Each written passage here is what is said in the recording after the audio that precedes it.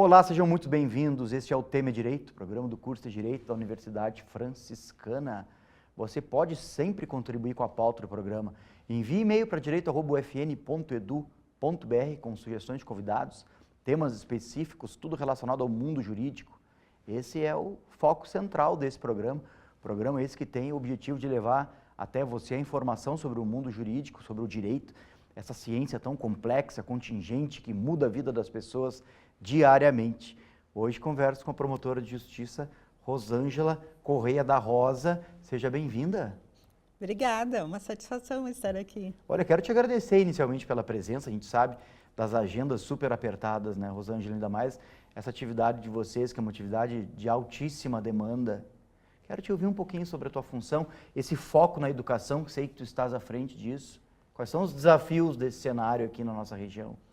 Pois é, o Ministério Público, em 2012, 2013, resolveu especializar a tutela do direito à educação no âmbito coletivo, né? Então, criou 10 promotorias regionais que foram sendo implantadas gradativamente. Santa Maria foi uma das primeiras, porque eram as promotorias de entrância final, né, para trabalhar no foco do direito à educação. Aqui nós trabalhamos com 44 municípios, abrangendo 25 comarcas, né, trabalhando especificamente coordenamento jurídico de educação na linha do fomento da política pública de educação, né, verificar o cumprimento da legislação, além da Constituição Federal, por óbvio, né, o nosso principal trabalho é no atendimento das metas do Plano Nacional de Educação, né? Pouca gente sabe, mas o Brasil trabalha com planos decenais de educação, né? Nós estamos no nosso segundo plano decenal, que está terminando agora, em 2024, onde tem metas e estratégias, inclusive com indicadores importantes que o país tem que alcançar. Isso parece simples, mas na hora da gestão pública executar, a gente não tem obtido êxito suficiente. Então, por isso, a decisão, né, do Ministério Público de deixar uma parte da sua força de trabalho, promotores, servidores, para atuar nessa área. Como é que tu vê esse cenário da educação brasileira hoje, nível escolas? É um nível satisfatório? É um nível que tende a crescer? Como é que tu vê isso, assim, no lugar da promotoria? Olha, nós temos uma garantia importante na Constituição de 88, que é a definição de um financiamento para a educação, um financiamento mínimo. E só as constituições democráticas do país, ao longo da nossa história, tiveram essa garantia. Hoje, os estados e os municípios têm que garantir pelo menos 25% do seu orçamento para a educação. Não é pouco, né? É um quarto do orçamento. A União tem que investir 18%. Mas o investimento e o quanto chega na ponta, na escola, no aluno, em prol da aprendizagem, é uma outra questão. Esse ainda é um desafio nacional, né?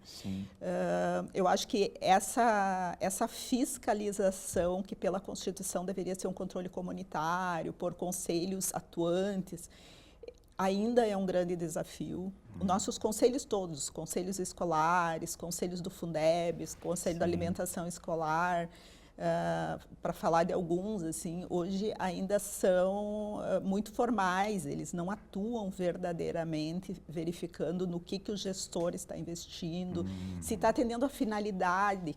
Qual é a finalidade da educação? É que o aluno acesse a escola, que ele permaneça na escola e que ele aprenda. Né? Se nós não tivermos esses 3 itens, né, esses 3 direitos garantidos, alguma coisa não está bem. Então, acho que esse é o maior desafio hoje, assim, né, na área da educação. O Brasil é esse país continental, né, esse país gigantesco, do ponto de vista territorial. Vocês conseguem ver muita diferença nesse cenário, comparando regiões diferentes do país todo? Olha, nós temos diferenças já dentro do nosso próprio estado, né? A gente tem regiões do estado que são bem mais desenvolvidas na educação, que têm uma noção, um princípio de equidade na distribuição da educação, porque a gente não pode negar que na nossa história a educação sempre foi para poucos, né? Tu pegar a Sim. história do Brasil colônia, Certo. parte da população ia para quem tinha recurso financeiro ia para a Europa estudar, né? E os outros não estudavam, era uma população analfabeta. E isso vem ao longo da história do Brasil. Então a gente poder garantir condições de que essa população que sempre esteve à margem tenha acesso à educação e valorize também, entenda que a educação pode ser uma possibilidade de acesso a melhores empregos, a melhor salário. É difícil, né? Porque às vezes a própria pessoa ela está tão acostumada de estar à margem desse processo social que ela não busca o direito à educação. Sim. Eu sempre comparo, professor, que um pai ou uma mãe procura o Ministério Público, a Defensoria, para buscar o direito à saúde do seu filho. Mas muito poucos, dificilmente, eles procuram porque não tem vaga numa escola. Sim. Então, a educação não é vista ainda pela nossa sociedade mais marginalizada como um direito que ela pode buscar e que ela pode acessar. É um dado interessante esse, né? Porque isso acaba depois reverberando numa série de coisas. Eu não poderia deixar de tocar contigo num assunto assim que eu acho bem interessante, porque tu estás à frente de uma promotoria hoje que trabalha com um direito que é difuso, que é coletivo, né? E o nosso direito, tradicionalmente, ele é um direito mais individualizado. O direito que geralmente se estuda na faculdade, depois, é um direito mais individualista. Se a gente pegar o direito civil, ele é um direito, por exemplo, muito individualista. Tu vê isso como um desafio, assim, na tua atividade, quando você tem que quase que migra de questões que são individualizadas para um direito coletivo? Qual é a dificuldade de trabalhar com direito coletivo, resumindo? Bom, nós procuramos focar, eu digo nós, porque esse grupo de 10 promotores que atuam na área da educação, nós temos um grupo de estudo permanente, a gente se reúne pelo menos uma vez por mês para fazer planejamento, para estudar. E o nosso foco é trabalhar no extra individual, né? Tentando solucionar as questões, evitando a judicialização. Claro que às vezes a judicialização é necessária, mas tem essa questão, né? Tu não pode trazer todas as demandas como individuais para o Poder Judiciário se tu tem como resolver. Por exemplo, nós temos a meta primeiro do Plano Nacional de Educação é o atendimento da educação infantil. O objetivo é que até esse ano todos os municípios do Brasil atendessem pelo menos 50% das crianças de 0 a 3 anos em creche e todas as crianças de 4 e 5 na pré-escola com 100% de atendimento. Então, qual é a forma de tu fazer isso? É tu incidir no aumento de vagas, né? Não adianta tu entrar com ações individuais. Então, nós fomos trabalhando com os municípios, fomentando a construção de vagas. Aqui na região, no estado, né, como um todo, a gente teve a grande dificuldade do abandono daquelas escolas por aquela empresa MVC, não sei se tu lembras da história, né? Que ela foi um edital federal, que os municípios aderiram e a empresa abandonou.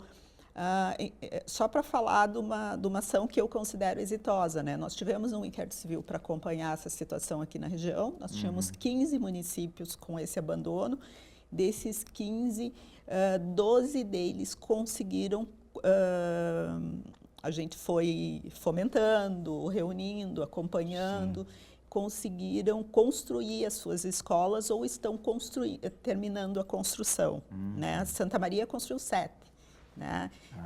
Santiago, outros municípios da região também tiveram construção, não vou lembrar de contar de todos, e os que não construíram, agora a gente está incidindo numa repactuação, porque o governo federal possibilitou a reabertura desse processo para construir. Então, isso vai fazer diferença. Então, tu abre uma escola dessas para 120 vagas, tu não vai precisar fazer 120 ações, né? Mas sim, é um desafio para a gente, inclusive, porque nós aprendemos no direito a trabalhar muito individualmente. Né? Muito, né? Se a gente pegar o Código Civil brasileiro, é um código individual. E aí vocês agora, o Ministério Público tem essa prerrogativa de gerenciar, de trabalhar, de enfrentar essas questões mais coletivas. O que acontece, no teu caso aqui com a educação, mas também temos lá o meio ambiente, consumidor, etc., não é, Rosângela? Isso é maravilhoso. Até a prova é mais difícil se tu pensar numa ação civil pública, assim, né? Ou como tu executa. Talvez o mais difícil não seja tu obter uma ação de conhecimento. Transporte escolar. Voltando da pandemia, a gente teve muito problema do retorno do transporte escolar. Nós chegamos a agilizar muitas ações. Bom, tranquilo, a ação, a sentença, mas aí como é que tu executa? Como é que tu vai fazer com que empresas transportem crianças de diversos pontos de um mesmo município? A execução talvez seja o cumprimento dessa sentença o maior desafio. Sempre foi, né? Sempre foi, entre aspas, o desafio. A tecnologia, tu acha que muda muito a atividade da educação? Não existe escola sem internet hoje, por exemplo. Né? Isso não é impensável, inimaginável. A atividade de vocês passa por essa questão também, pelo cuidado, pela fiscalização do uso da tecnologia no ambiente escolar? Vocês se envolvem com isso? Essa é uma questão mais pedagógica, né? Só em algum caso pontual, assim, que seja trazido por alguma escola, por alguma família. Eu posso te responder uma questão, assim, a minha visão pessoal, porque além da formação de direito, eu tenho formação em pedagogia. Então está explicado. Então isso me dá, né, um olhar, assim, mais intersetorial, digamos assim, nessa área. Acho que a tecnologia é muito importante na sala de aula. Essa coisa usa, não pode usar. Só que ela tem que ser usada no ambiente da escola sob a coordenação e orientação do professor. Não é que cada aluno chega lá e fica pesquisando, brincando com o celular ou qualquer coisa assim, né? No ambiente universitário, que isso já é delicado, né? Sim. Quanto mais... Tem que ter uma orientação e voltado para o pedagógico, né? E os professores também têm que desenvolver a capacidade de uso desse meio, né? Sim. Precisa muita capacitação e eu acho que todas as profissões hoje têm esse... Como vencer, como saber utilizar, mas é a formação é a resposta, não tem outra, né? Eu quero agradecer a tua presença aqui. A gente sabe das agendas, como eu falava lá no início do programa, mas parabenizar também o Ministério Público por essa gerência, né, do coletivo, obviamente do individual também, mas essas questões coletivas, elas chamam muita atenção da academia, porque a academia sempre foi um ambiente que se denunciou essa perspectiva estritamente individualista do mundo jurídico, e a gente tem tanto a evoluir nisso, Rosângela. Então, muito obrigado pela presença. Obrigada pelo convite. E as portas estão abertas, sempre que quiser retornar. Agradeço a você também pela audiência. Fique ligado nos próximos programas da TV da Universidade Franciscana. Até a próxima.